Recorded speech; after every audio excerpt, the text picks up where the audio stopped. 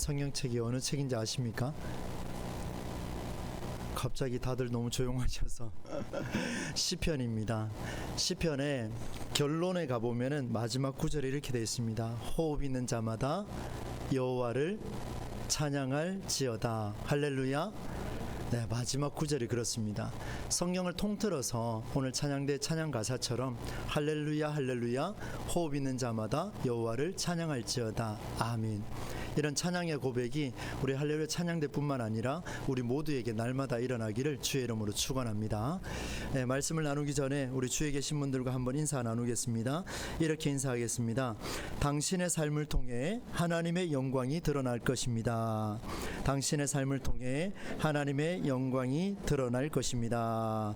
아멘. 여러분, 이 인사의 문구를 잘 한번 기억하시면서 오늘 말씀으로 들어가면 좋겠습니다. 오늘 함께 나눌 말씀의 제목은요, 주보에 있는 제목 말고요, 성경책에 있는 여러분 성경의 윗부분에 보시면 아마 대부분이 이렇게 적혀 있을 것 같습니다. 그리스도와 함께 죽고 함께 산다. 그리스도와 함께 죽고 그리스도와 함께 산다 라는 타이틀을 가지고 오늘 1절로 11절까지의 말씀 우리가 좀 묵상하게 됩니다.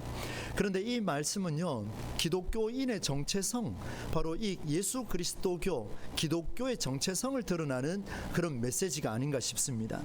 예수 믿는 신앙인으로 살아가는 이유가 무엇입니까? 라고 누군가 우리에게 묻는다면 우리는 이렇게 답변을 해야 될 것 같습니다. 명답이죠. 나는 그리스도와 함께 죽고 그리스도와 함께 삽니다. 이렇게 고백할 수 있기를 바랍니다. 여러분, 오늘 성경의 내용을 보시면은요, 이렇게 한 구절로 딱 끊어서 이야기했으면 이걸로만 답하면 됩니다. 그런데 오늘 내용을 자세히 보시게 되면 단순하게 이렇게 말하지 아니하고 길게 아주 구체적인 방법이 있다.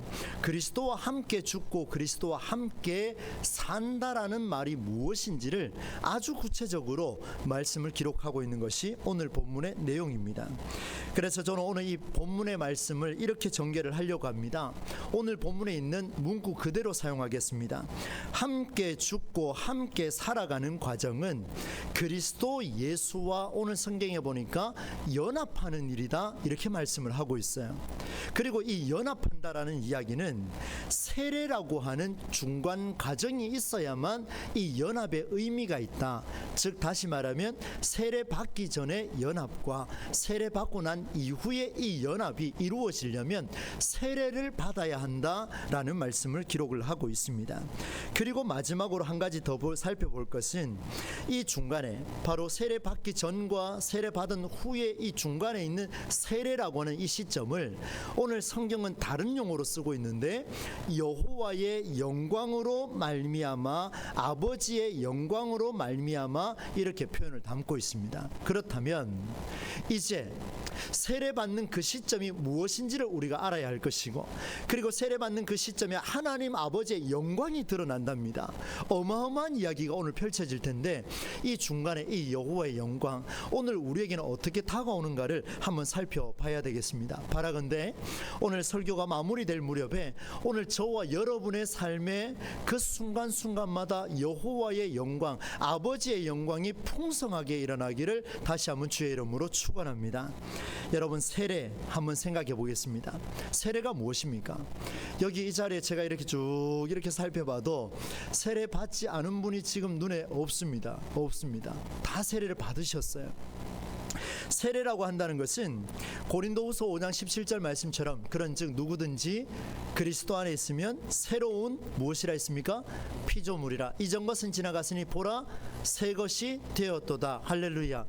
이전 것은 훅 하고 지나가 버렸습니다. 그리고 난 뒤에 새 것이 되었다, 새 것이 될 것이다, 새 것이 앞으로 이루어질 것이다, 이렇게 말한 게 아니고요, 새 것이 되었다라고 선언해 버렸습니다. 이게 성경이에요. 놀라운 메시지가 선포가 되었죠. 여러분, 죽음의 삶에서 생명의 삶으로, 이전의 삶에서 새로운 생명의 삶으로 전환되는 그 시점을 가지고 세례다라고 이야기하는 것은 기독교에는 세상에 어느 종교도 그런 말을 하지가 않습니다. 굉장히 좋은 메시지죠. 세례의 중요성이 얼마나 무게 있는지를 알 수가 있습니다. 여러분, 세례라는 단어를 영어로 보면은 베프티즘이라고 이렇게 표현을 하고 있습니다. 이 단어가 무엇을 의미할까 한번 또 찾아봤습니다. 찾아보니까 있습니다. 이렇게 영어 번역에서 나와 있습니다. 첫 경험, 한번 따라서 할까요? 첫 경험. 세례는요, 첫 경험입니다. 두 번, 세 번, 네 번, 다섯 번 경험하는 게 아니고요, 단 한 번 첫 경험을 딱 하는 것이 세례다, 이렇게 표현을 했습니다. 조금 더 쉽게 예를 한번 들어보겠습니다. 우리가 해외로 이주를 하거나 어떤 학교에 새로 입학을 하거나 새로운 직장에 취업을 해서 들어가거나 아니면은 이직을 하거나 이사를 가거나 그곳에 가게 되면 지금까지 내가 몇 년을 살아왔든지 상관없이 그 모든 것들은 다 내려놔야 됩니다. 새로운 직장에 들어가면 새로운 직장에서 요구하는 룰을 받아야 됩니다. 무슨 말인지 아시죠? 내가 해외에 이주를 하고 새로 입학을 하게 되면 어떻게 됩니까? 입학한 학교에서 요청하고 있는 초등학교, 중학교, 고등학교, 대학교에서 요청하고 있는 그 룰을 내가 적용을 받아야 돼요. 내가 그걸 적용하는 게 아니고 그 룰에 내가 적용을 받아야 한다는 것, 바로 이 첫 경험을 가리켜서 뵙티즘이라고 이야기하고 우리 교회 용어로는 세례다, 이렇게 이야기를 합니다. 우리 잘 아는 이야기 있지 않습니까? 로마에 가면 로마의 법을 따르라. 너무나 쉬운 이야기죠. 로마에 가면 로마 법을 따르라. 네, 맞습니다. 이 이야기를 잘 한번 생각해 보십시오. 여러분, 세례라고 하는 것은 이전의 삶을 버리라고 했습니다. 새로운 부활의 삶으로 살지 않으면 안 되는 새로운 룰이 적용이 됐습니다. 세례 받는 그 순간 이제는 모든 것들, 스트레스 받고 힘들어하고 괴로워하고 실패하고 좌절하고 이 모든 것들은 훌훌 털어버려라. 세례 받고 난 뒤에는 이제 살아날 것이다. 우리는 언제든지 행복할 것이다. 우리는 복음으로 인하여 언제든지 해피할 것이다. 이렇게 표현하는 것이 이 바로 세례라는 장면입니다. 오늘 본문의 내용에서 왜 세례를 가져왔을까? 아주 중요한데요. 이 세례 받는 순간을 무엇이라고 표현했냐면 앞서 제가 말씀드렸던 대로 아버지의 영광, 이렇게 표현했습니다. 놀라운 이야기예요. 이제 그 이야기를 구체적으로 여러분과 함께 나눌 텐데요. 4절 말씀을 제가 세 번역으로 읽어드리겠습니다. 스크린을 한번 보십시오. 그러므로 우리는 세례를 통하여 그의 죽으심과 연합함으로써 그와 함께 묻혔던 것입니다. 그것은 그리스도께서 무엇으로 말미암아라고 되어 있습니까? 아버지의 영광으로 말미암아 죽은 사람들 가운데서 살아나신 것 같이 우리도 또한 새 생명 안에서 살아가기 위함입니다. 자, 세례를 통하여서 이전에 죽음에 있던 그런 삶을 다 내려놓는데 어떻게 내려놓냐면 그의 죽으심과 그리스도의 죽으심과 연합하라 이야기를 하고, 세례를 받고 난 이후에 아버지의 영광을 누리는 그 시점을 지나서 무엇을 하냐면 그 부활하신 주님과 연합하라, 이렇게 표현을 하고 있습니다. 저는 이렇게 적었습니다. 이 사실은 세상을 창조하신 하나님의 영광이 폭발하는 순간이다. 세례의 순간은 여기에는 어떤 시간차가 없습니다. 어떤 고민도 없습니다. 죽음의 상태에서 부활의 상태로의 전환입니다. 그래서 보라, 새 것이 되었노라 선언해버렸습니다. 예전에 되었다, 미래에 될 것이다, 이런 표현이 없지 않습니까? 새로운 충격의 순간입니다. 한순간의 전환이었어요. 그렇다면 이제 오늘 우리의 삶을 한번 보겠습니다. 사랑하는 여러분, 이 자리에 우리 모두는 세례 받았습니다. 아마 다 받으신 것 같습니다. 보니까 저도 세례를 받았습니다. 그런데 저는 세례를 2번 받았습니다. 기독교에서 세례를 2번 받으면 될까요, 안 될까요? 그런 거 잘 모르십니까? 2번 받으면 안 됩니다, 여러분. 저는 나날이 새로워지고 싶습니다. 하나님 저 세례 주세요, 이렇게 말하면 안 됩니다. 세례는 단 한 번입니다. 제가 군에 갔을 때 종교 생활이라 그러죠. 종교 생활, 주일마다 교회에 가는 1번으로 제가 손을 들었습니다. 그런데 그날따라 전 장병을 모아놓고 5,000명을 데리고 머리에 세례를 한답니다. 그래서 고민이 되었어요. 하나님, 세례는 한 번입니다. 저는 거듭난 사람입니다. 2번 받고 싶지 않습니다. 근데 1번으로 손 들었는데 세례 받는다고 안 간다고 하면 어떻게 하겠습니까? 난리 나겠죠. 그래서 또 손 들었습니다. 뭐 하러 갈게요? 초코파이 먹으러 갔습니다. 열심히 갔습니다. 가서 머리를 숙였습니다. 그리고 기도했습니다. 하나님, 저 세례 2번 받으면 안 된다는 거 알고 있습니다. 하늘이 열려서 천둥 번개가 칠지라도 저 세례 받지 않게 해주시고, 혹여나 나를 찍으려고 오시는 목사님이 손이 건너뛰게 하여 주시옵소서. 막 이렇게 제가 기도했던 기억이 있습니다. 진심이었어요. 정말입니다. 저는 거듭났기 때문에. 여러분 한번 보십시오. 초코파이 준다고 세례에 머리 들이미는 장병이 5,000명입니다. 그것도 매주요. 심각한 거 아닙니까? 저도 그 중에 일원이었습니다. 여러분, 세례가요, 지금까지 말씀드렸잖아요. 저는 인생의 획을 그어주고 인생의 삶을 전환시켜주고 세상을 창조하신 하나님의 영광이 폭발하는 순간이라 그랬는데, 초코파이 하나가 하나님의 영광보다 더 센 이런 일들이 벌어지고 있다는 거예요. 무엇을 의미하겠습니까? 여러분, 우리의 삶을 한번 보십시오. 우리는 세례 다 받았습니다. 여러분, 세례 받고 스트레스 안 받습니까? 세례 받고 힘들지 않습니까? 세례 받고 날마다 부활을 경험하십니까? 세례 받고 이전의 삶과 달리 이제 생명의 삶으로 전환되었다라는 것, 여러분 그렇게 살아가고 계십니까? 생각해보니 우리 교인들의 모습을 보니 참 안타깝게도 참 힘들게 사는구나, 피곤에 찌들어 살아가는구나. 이 낱말할 일 아닙니다. 제 자신을 보이 그렇더라고요. 여러분 보십시오. 하나님이 지금 오늘 본문에서 세례는 여호와의 영광이 임하는 자리라 했는데, 여호와의 영광이 임했음을 경험했는 사람들이 왜 이렇게 피곤에 찌들려 살아갑니까? 왜 이렇게 울상입니까? 왜 이렇게 힘들어하십니까? 행복하자 즐겁게 살자 했는데 봉사하는 것 때문에 지쳐가고 있습니다. 안타까운 일이 벌어지고 있죠. 여러분 모습에 아버지의 영광이 나타나고 있습니까? 진지하게 질문합니다. 정말 죄의 굴레에서 벗어나 멋진 삶을 살고 계십니까?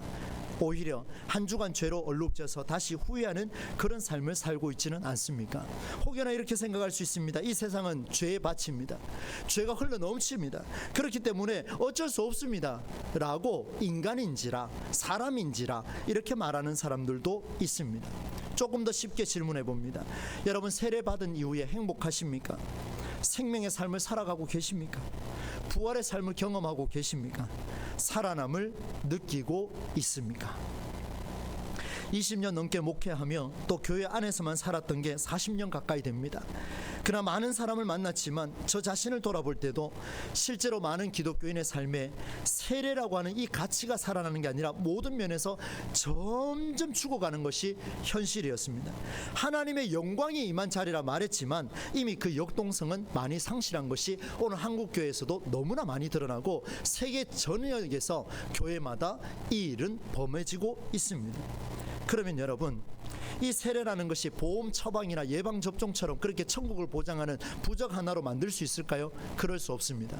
그래서 하나님, 오늘 본문에서 이걸 어떻게 우리가 감당할 수 있습니까? 혹여나 우리가 간과했던 놀라운 방법이 있습니까? 라는 이런 질문 속에 말씀을 계속해서 묵상을 했습니다.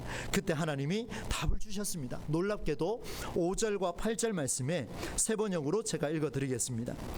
우리가 그의 죽으심과 같은 죽음을 죽어서 그와 연합하는 사람이 되었으면 우리는 부활에 있어서도 또한 그와 연합하는 사람이 될 것입니다. 8절입니다. 우리가 그리스도와 함께 죽었으면 그와 함께 우리도 또한 살아날 것임을 믿습니다. 아멘. 그런데 오늘 성경이요, 우리 성경을 한번 볼까요? 여러분 눈앞에 있는 성경 한번 보십시오. 5절 앞에 그리고 8절 앞에 두 글자가 적혀 있습니다. 뭐라고 적혀 있습니까? 만일 이렇게 적혀 있습니다. 여러분, 성경이 하나님이 이렇게 말씀하셨습니다. 여러분 이렇게 사셔야 합니다. 선포라고 저는 설교를 배웠습니다. 그런데 오늘은요, 선포라고 하기에는 마음이 복잡합니다. 왜냐하면 앞에 if가 붙었습니다. 만일 이렇게 살면 이렇게 될 것이고, 만일 이렇게 살면 저렇게 될 것이고. 아니, 하나님이 왜 가정법을 사용하고 계실까? 왜 하나님이 우리에게 제안하고 계실까? 여러분, 하나님이 우리에게 제안하는 거 들어보셨습니까? 오늘 성경은 놀랍게도 우리에게 제안하고 계십니다. 그리고 뭐라고 이야기하냐면, 그 방법을 가리켜서 그리스도와 함께 죽음에 연합하고 그리스도와 함께 부활에 연합하라. 그런데 전제가 있습니다. 그리스도와 함께 죽음에 연합하면 그 다음에 부활이 있을 것이다, 이렇게 표현하고 있어요. 이걸 영어로 표현하니까 성경에 보니까 NIV에는 united라고 해서 합해지다, 하나가 되다. 그리고 현대인 영어 버전에 보니까 shared 이렇게 표현하고 있습니다. 그의 죽으심과 함께 죽음으로 그것을 공유하고 그 이야기를 많이 나누고 있으면 그 다음 뭐가 일어나냐면 생명이 일어날 것이다, 행복할 것이다, 복을 받을 것이다, 부활이 일어날 것이다, 이런 이야기를 담아내고 있었습니다. 참으로 놀라운 일이었습니다. 여러분, 하나님이 우리에게 만일 뭐뭐 한다면 이렇게 제안한다는 것은요, 바꿔서 이야기하면 이런 일은 할 수도 있고 하지 않을 수도 있다라는 말씀이고, 또 바꿔서 이야기하면 그렇게 사는 사람도 있고 살지 않는 사람도 있더라는 거예요. 여호와의 영광이 임한 순간을 경험하는 것처럼 모양만 내고 그리 살지 않는 사람들이 너무나 많다라는 것을 보여주고 있습니다. 무엇을 말하겠습니까? 이제 성경의 제안을 한번 보겠습니다. 우리가, 저와 여러분이 이 생명의 삶을 경험하려면 여러분 가슴 벅차지 않습니까? 기대되지 않습니까? 저는 이런 말씀을 들을 때마다 정말 가슴이 뜨거워집니다. 내 안에 생명이 살아난다. 행복하고 감사한 삶을 경험하려고 해보니까 오늘 성경은 그리스도의 죽음과 같은 죽음을 함께 연합할 때 된다라고 이야기했습니다. 그래서 오늘 우리가 해결해야 될 게 있습니다. 그리스도의 죽음과 연합하는 게 무엇입니까, 하나님? 그러면 내가 부활할 수 있을 건데, 내가 생명을 얻을 수 있을 것인데, 그 죽음과 연합하는 게 무엇입니까, 하나님? 말씀해 주십시오. 그래서 여러분 곰곰이 생각했습니다. 그리스도의 죽음이 뭘까? 그리스도의 죽음이 뭘까? 여러분 1장부터 지금까지 오면서 있었던 이야기들을 한번 제가 정리해 드리겠습니다. 여러분, 그리스도 예수께서 죽으신 그 죽음이 가지는 의미의 첫 번째가 뭐냐면요, 아버지의 원수를 다시 살려내려고 골고다 길을 올라갔던 여정의 죽음이었습니다. 여러분, 오늘 저와 여러분은 하나님의 자녀가 아니라 원수였습니다. 꼭 기억하셔야 돼요. 우리 2주 전에 그 설교 선포했습니다. 우리가 아직 원수 되었을 때에 어떻게 했다 그랬습니까? 그의 아들의 죽으심으로 말미암아 하나님과 화목하게 되었은즉, 우리가 원수 됐을 때요, 하나님과 우리가 원수 되었을 때 하나님이 친히 우리를 찾아오셔서 독생자를 보내주셔서 내가 이들을 살려야 되겠노라. 여러분, 누가 내 아버지의 원수를 살리려고 가겠습니까? 그렇게 할 수 있는 사람 여기 계십니까? 없지 않습니까? 내 아버지의 원수를 살리러 간다고요? 불가능한 이야기입니다. 그런데 놀라운 사실은 그 길을 그리스도께서 죽으심으로 그걸 만들어 주셨습니다. 불가능한 일이죠. 세상과 아버지의 화목을 위해 유일하게 자신을 던진, 하늘과 땅을 연결하는 브릿지가 되어주신 분이 예수님이십니다. 마가복음 9장 50절에 서로의 화목을 위해 맛을 내고자 소금, 눈에 보이는 모습을 버렸던 일이며 그것이 소금이 되어 오늘까지 그 맛을 유지하고 있다는 사실, 여러분 한번 경험해 보셨습니까? 이것이 우리에게 주신 은혜입니다. 그 맛은 살아 있습니다. 예수님 모습은 사라졌어요. 근데 그 맛은 오늘 우리에게까지 맛이 전해지고 있습니다. 원하지 않는 일을 오히려 적극적인 일로, 능동적인 일로 전환했던 역동적인 죽음이 누구의 죽음이냐면 그리스도의 죽음이었습니다. 그러면 이 그리스도의 죽음과 우리가 shared, 공유할 수 있는 것, united, 합해질 수 있는 것, 그와 공유할 수 있는 것이 무엇인가를 한번 보겠습니다. 여러분, 살고 싶어서 하는 일이 아니라 살리기 위해서 하는 일입니다. 무엇을 위해서 하는 일이라 그랬습니까? 살리기 위해서. 조금 졸릴 수 있어요. 한번 크게 따라서 합시다. 살리기 위해서.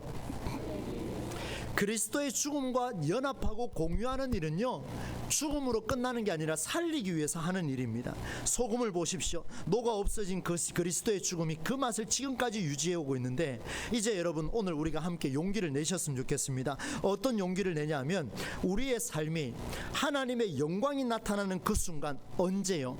그리스도와 연합하여 새로운 부활과 생명으로 가기 위해 우리의 삶에 피곤에 찌들려 있는 이런 삶을 다시 한번 역동적으로 만들어갈 수 있는 그 전환점이 일어나는 세례와 같은 여호와의 영광이 일어나는 그 자리는 언제 일어나느냐? 우리가 그리스도와 함께 어떤 죽음요?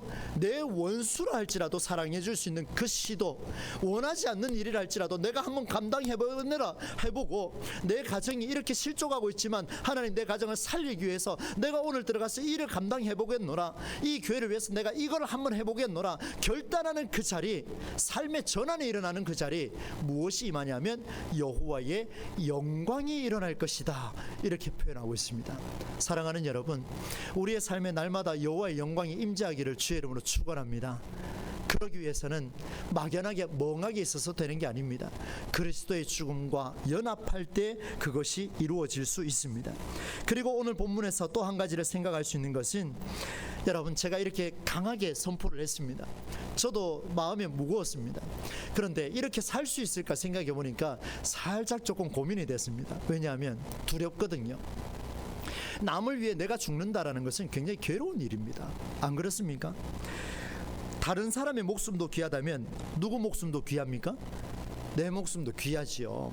제가 하나님 앞에 물었습니다. 하나님, 저 사람들 목숨도 귀하면 나도 귀한데 나도 하나님 자녀 아닙니까? 이렇게 물으면서 말씀을 묵상했습니다.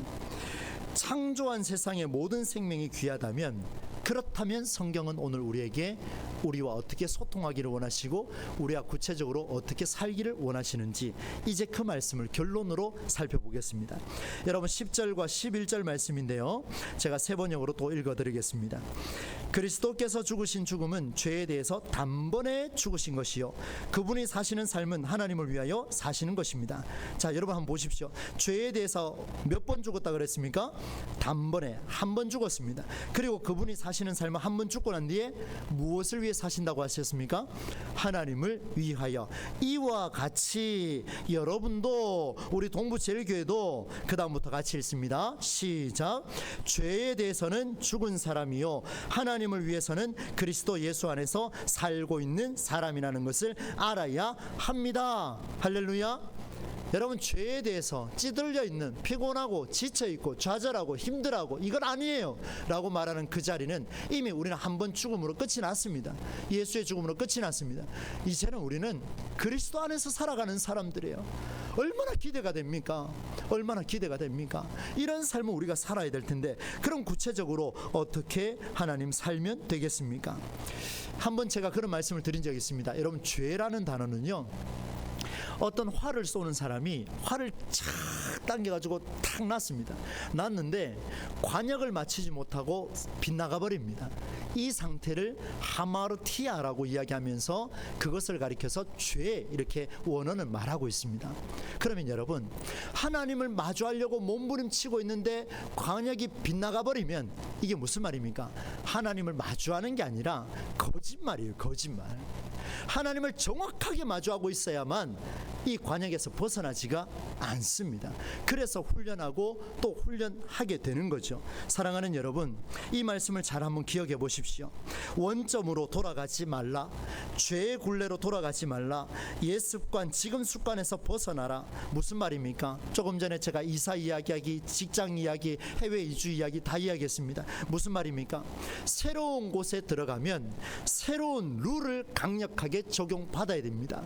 우리는 예수 그리스도를 믿는 자로서 이전 것은 그리스도와 연합하여 죽었다라고 이야기를 했는데, 여호와의 영광이 임한 그 상태에서 우리는 그 여호와의 영광이 임하는 새로운 룰, 무슨 말입니까? 이제 부활의 삶으로, 생명의 삶으로 살아가라 라고 말했는데, 우리는 여전히 세례를 받아도 이전의 삶, 여호와의 영광이 임했다라고 말은 하고 또 뒤로 돌아가고, 우리는 끊임없이 뒤돌아가는 삶을 살고 있습니다.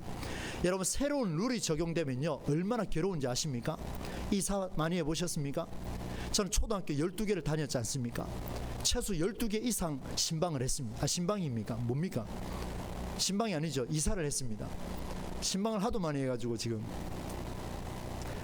신방한 거 맞죠? 네, 12개 가서 제가 찾아갔으니까.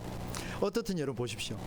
이사하면요, 그 지역에 있는 룰과 초등학교의 룰, 그 룰을 받아야 하는 8살부터 13살까지 12번의 기록, 여러분 감당할 수 있겠습니까? 충격입니다. 그런데요, 가는 데마다 느꼈습니다. 거기에서 힘 있는 놈 말 안 들으니까 두들겨 맞아요. 예? 운동 안 하니까 사람을 사귈 수가 없어요. 그 선생님 말 안 들으니까 바로 쫓겨나요. 수많은 룰들이 있는데 이동하게 되면 그 룰을 받아야 됩니다. 그 영광이 임한 것을 누리려고 하면 그 룰을 적용해야 됩니다. 무슨 말입니까? 사랑하는 여러분, 오늘 성경은 중요한 이야기를 하고 있습니다. 새로운 룰이 아닌 이전의 룰을 놓지 않으면 부활은 경험할 수가 없습니다. 절대로 경험할 수 없습니다. 여러분의 삶에 가정을 살리기 위해서 지금까지 해왔던 방법으로 해본다고요? 그 가정의 생명은 살아나지 않습니다. 내 가정이 힘듭니까? 내 기업이 힘듭니까? 그러면 다른 방법을 찾으셔야 합니다. 무슨 방법요? 여호와의 영광이 내게 임했을 때 그때 그 감격이 무엇이었는지 다시 한번 떠올리시고 다시 말씀으로 돌아오셔서 여호와의 영광을 찾아가는 그런 룰을 적용받는 삶이 우리에게 절대적으로 필요하다는 것을 보여줍니다. 여러분, 오늘 성경의 10절 말씀에 영어 번역에 이렇게 되어 있습니다. 뭐라고 되어 있냐면, 잘 안 되는 발음이지만 한번 말씀드립니다. But now he is alive and he lives only for God, 이렇게 되어 있습니다. 다 이해하셨습니까? 우리 교회는 정말 대단합니다. 뭐 이 정도 얘기하면 벌써 다 소화를 해내시는 것 같아요. 저는 보고 읽겠습니다. 여러분, 그가 하나님을 위하여 살고 있습니다. 이게 결론이에요. 그런데 하나님을 위하여 살고 있습니다. 그리고 앞에 보니까 now he is alive, 내가 살고 있습니다. 내가 살아났습니다. 언제요? 하나님의 영광을 위해서 살았을 때 내가 죽었답니까? 살았습니까? 살아났습니다. 아버지의 영광이 임하는 그 세례의 시점, 세례 받고 안 받고 지금 중요한 게 아니에요. 그 중간 그리스도의 죽음과 연합하여 다른 사람을 위해 내가 희생하겠노라, 결단하겠노라, 헌신하겠노라, 오늘 내가 이 민족을 한번 살려보겠노라 결단하는 그 순간 아버지의 영광이 임하는데, 그 영광이 부활로 나타나려고 하면 어떻게 해야 되느냐? Only for God, 하나님을 위하여 내가 생각하고 하나님을 위하여 행동하고 하나님을 위하여 내가 살아가겠습니다 라는 삶의 현장에 살아냄이 있을 때 He is alive. 무슨 말입니까? 내가 살아났습니다. 놀랍습니다. 여러분, 사랑하는 여러분, 힘들어하지 마십시오. 힘든 길을 들어가서 그리스도의 죽음과 연합하십시오. 그러면 살아날 것입니다. 말씀을 맺겠습니다. 내가 누릴 영광에 목마르면요 절대로 살아날 수 없습니다. 여러분, 많은 사람들은요 이기적이에요. 교만합니다. 내가 누릴 영광, 내가 누릴 인정, 내가 누릴 칭찬, 여기에 목마르면요 하나님의 영광 드러나지 않습니다. 임해도 보이지 않습니다. 하나님의 영광을 위하여 임하는 자리마다 하나님께서 그 영광이 무엇인지 선명하게 드러나게 해주실 줄로 믿습니다. 저는 늘 그를 고백을 하지요. 제가 목회를 하면서 우리 동부제일교회에 최성수 목사의 영광을 위하여 수많은 가르침과 수많은 설교와 선포를 하고 있다면 결국에는 이 교회는 망하는 길로 갈 수밖에 없습니다. 그러나 저 자신이 무너지고 조금 더 아프고 조금 더 힘들다 해도 그럼에도 불구하고 이 자리에 하나님의 영광이 일어날 수만 있다면 한 번 더 신방하고, 하나님의 영광이 일어날 수만 있다면 허리가 끊어질지언정, 하나님이 지금 내 목숨을 거둘지언정 한 번 더 여러분과 소통할 수 있는 그런 목회를 감당하게 해달라고 저는 기도하고 또 올라왔습니다. 저는 허물이 많아요. 또 실수할 수 있습니다. 그러나 변함없는 건 있습니다. 그 믿음 가지고 살려고 몸부림치고 있습니다. 사랑하는 여러분, 우리는 성도와 성도의 관계 속에서 그렇게 한번 살아봅시다. 이곳에 내 영광, 내 이익과 내 칭찬, 내 명성을 드러내는 게 아니라 하나님의 영광이 드러나게 하기 위하여 한 번 더 헌신하고, 한 번 더 배려하고, 한 번 더 칭찬하고, 한 번 더 쓰러진 자의 손을 잡아줄 수 있는 그런 은혜가 일어나기를 축복합니다. 그때 He is alive, 당신도 살아나고 나도 살아나고 그도 살아났습니다. 우리 예수님 부활하셨습니다. 할렐루야. 죽음으로 끝나지 않았습니다. 이 놀라운 원리를 우리의 가슴에 새기셔서 이 한 주간도 정말 주님이 주시는 그 부활의 영광 우리의 삶 속에 한번 나타내 보이고 선명하게 경험해 보는 우리 모두가 되실 수 있기를 주의 이름으로 간절히 축원합니다. 하나님 아버지, 말씀을 가지고 또 한 주를 살고 싶습니다. 우리는 세례를 받았다고 하며 하나님을 만났다고 하며 여호와의 영광을 살겠노라 고백했지만 실제로 그리스도의 죽음과 연합하는 일은 싫었습니다. 하고 싶지 않습니다. 내가 힘든 거는 피하고 싶습니다. 그러나 또다시 부활은 바라고 있습니다. 하나님, if 만일 네가 이렇게 살아야 그렇게 될 것이다. 이제 그 공은 우리에게 넘어왔습니다. 우리가 어떻게 응답할 것인지는 각자가 주님 앞에서 응답하여 하나님의 영광으로 말미암아 우리 모두가 라이브 할 수 있는, 살아날 수 있는 놀라운 역사가 임하게 하여 주시옵소서. 감사드리며 예수님 이름으로 기도드리옵나이다. 아멘. 주신 말씀 생각하며 찬송가 176장 함께 들으시겠습니다.